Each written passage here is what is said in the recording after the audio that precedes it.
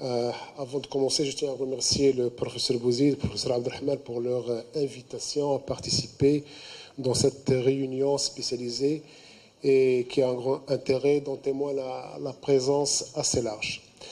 Alors, on m'a demandé de parler de l'expérience marocaine dans la prise en charge chirurgicale des cardiopathie congénitale. Je vais parler de l'expérience de Marrakech et qui représente en quelque sorte ce qui se passe en général au Maroc. Et je l'ai choisi parce que c'est un projet personnel de mon équipe et donc je sais bien de quoi je parle. Ça a été très bien dit en guise d'introduction, la prise en charge des cardiopathies congénitales nécessite bien sûr, constitue un défi pour les pays en voie de développement et il nécessite un travail d'équipe et une prise en charge multidisciplinaire avec de la compétence humaine. Alors, au Maroc, bien que la prise en charge des cardiopathies congénitales soit possible, de la TGV jusqu'à la chirurgie du cœur et du ventriculaire, la chirurgie palliative garde encore une place, comme je vais montrer. Alors, l'historique de ce qui s'est passé à Marrakech, en 2005, j'ai quitté le CHU de Casablanca pour s'installer à Marrakech et pour créer une unité de chirurgie cardiaque qui est adulte et pédiatrique. Et voilà ce que vous voyez là. C'était un hôpital public et donc on m'a donné quelques locaux que je dois aménager. Au bout de quelques mois, j'ai transformé le couloir qui était abandonné, le balcon qui était abandonné, en un service qui nous a permis de commencer notre activité avec un bloc opératoire, 4 lits de réa et quelques lits d'hospitalisation en cardiologie. Dans cette unité-là, nous avons travaillé 1 an et demi et nous avons réalisé plus de centaines. Je pense qu'il y a un problème. Je peux voir le diaporama parce que là. Non, je peux voir le diaporama parce que là. Non, c'est bon. Hein? Ah bon, c'est bon ça. Okay. Donc là, pendant cette période-là, nous avons initié la chirurgie cardiaque. Nous avons réalisé une centaine de chirurgies cardiaques dans 30 à 40% d'enfants.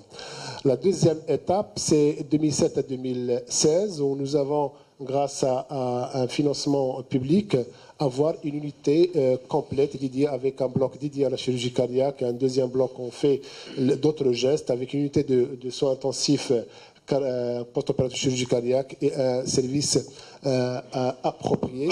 Et cette phase-là, c'était la phase de la construction de nouveaux CHU que nous avons attendu pendant 13 ans.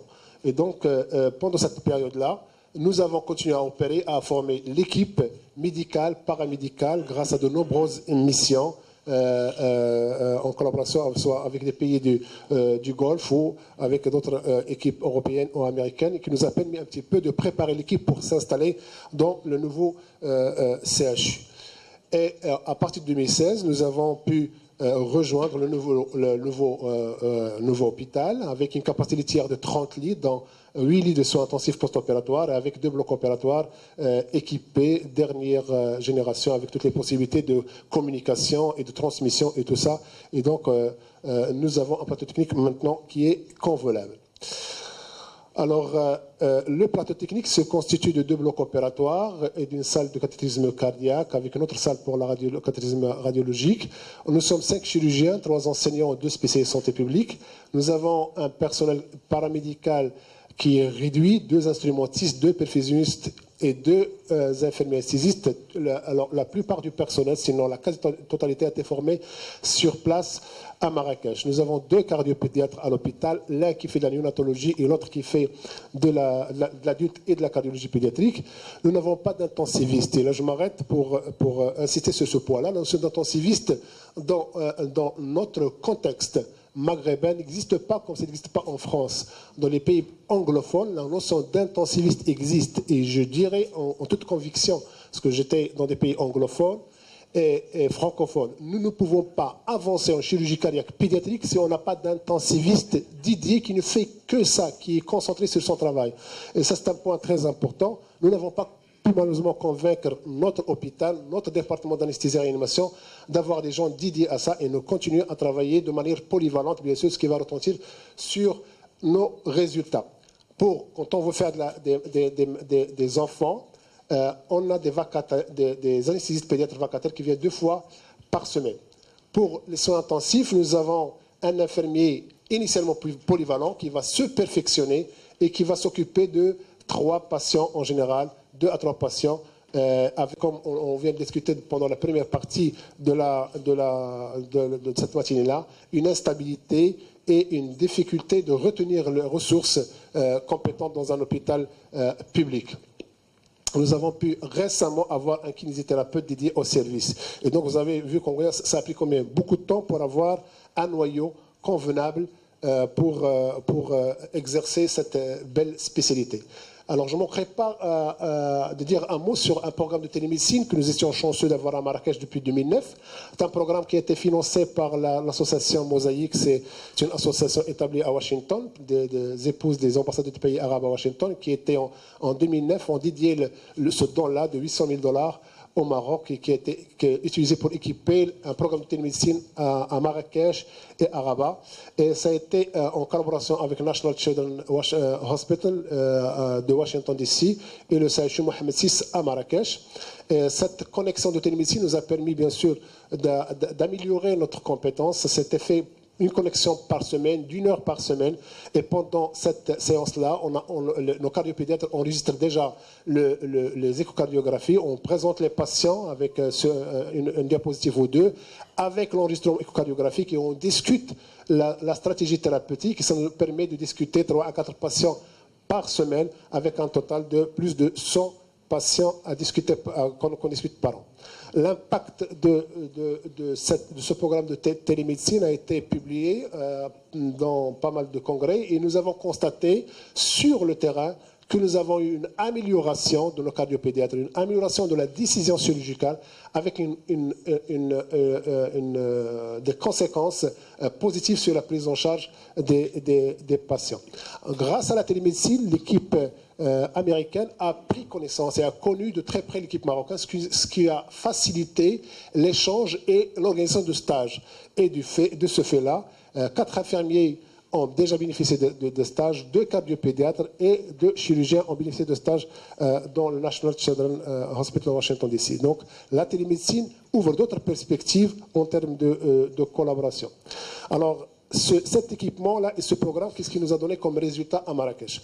Alors, dans le service, on réalise environ 800 à 1000 actes, dont 200 à 250 cœurs ouverts.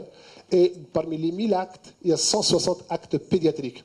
Et parmi les 160 actes pédiatriques, il y a 70 à 80 cœurs ouverts, 20 à 30 cures définitives à cœur fermé et 60 à 80 chirurgies palliatives.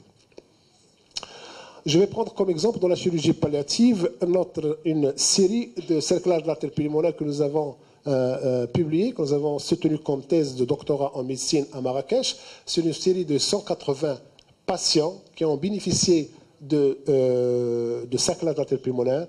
Ce cerclage était indiqué essentiellement des shunts gauche-droit, notamment des CAV complets, en fort HTAP, et quand le poids est faible, quand le poids est inférieur à 5 ou 6 kg. Il y a d'autres indications, le TGV, le ventricule droit double essu ou le truncus arteriosus, quelques cas. Le cerclage a été réalisé par une mini-sternotomie, pas une thoracotomie, parce qu'on souhaite avoir la même cicatrice et la même abord par la suite, avec une étude hémodynamique par mesure de pression artérielle invasive au niveau de l'artère pulmonaire et au niveau de l'aorte. Et notre mortalité était aux alentours de 16%, avec une durée moyenne du cœur définitive avec décerclage et parfois plastie de l'artère pulmonaire qui est de 16 mois. Voilà en photo comment on réalise le cerclage avec la première photo en haut et à gauche, l'abord en mini-sternotomie, on voit l'artère pulmonaire qui est dilatée. Et puis on prend les pressions avant et après, puis on réalise le cerclage. Et l'objectif, c'est d'atteindre que la pression de l'artère pulmonaire représente ou atteint 40% de la pression systémique. Donc, on continue, et dans ma consultation, je continue à recevoir des enfants, des nourrissons qui ont besoin de cerclage. C'est un sujet qu'on discute quand on a l'occasion de discuter avec les collègues chirurgiens marocains qui pratiquent dans le privé. et qui ne voient pas un grand nombre de cerclages, pour eux, cette intervention-là est pratiquement bannie de la pratique. En réalité, dans les services publics, on continue, et je vois chaque semaine 2 enfants qui ont besoin de cerclage parce qu'on ne peut pas leur offrir une chirurgie palliative, chirurgie curative. Pour la chirurgie curative, notre activité a embrassé la plupart des cardiopathies, avec bien sûr une fréquence importante pour les tétralogies de Fallot, les CIV, les CAV, et quelques cas de transport de gros vaisseaux. Alors, pour illustrer cette activité-là, j'ai choisi une série-là que nous avons également soutenue récemment comme test sur 61 patients qui ont bénéficié d'une tétralogie de Fallot.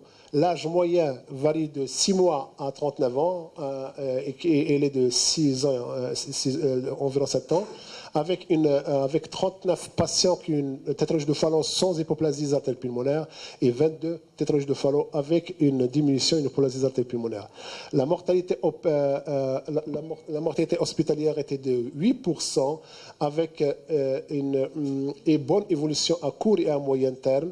Je vais revenir sur certains aspects de cette série-là. En termes d'insuffisance pulmonaire en post-opératoire, la tétralogie de Fallot dans notre centre se fait essentiellement par voie transatriale.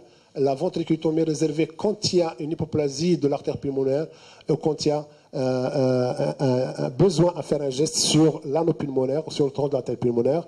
Et donc, le taux d'insuffisance pulmonaire dans notre série était de 56%, avec 62% d'IP minime, d'IP modéré 28%. Seuls 3 patients avaient une IP importante ayant nécessité une reprise chirurgicale. Quant à la sténose résiduelle, nous avons eu 6 cas de sténose résiduelle. Et quant au dysfonctionnement du VD, nous n'avons pas eu beaucoup de dysfonction de VD, du fait que notre approche était essentiellement transatriale. Donc voilà une série qui traduit un petit peu ce qu'on fait en termes de prise en charge curative de cardiopathie congénitale. Les CIV résiduels ont été constatés chez 12,3%, minimes, sans indication de reprise.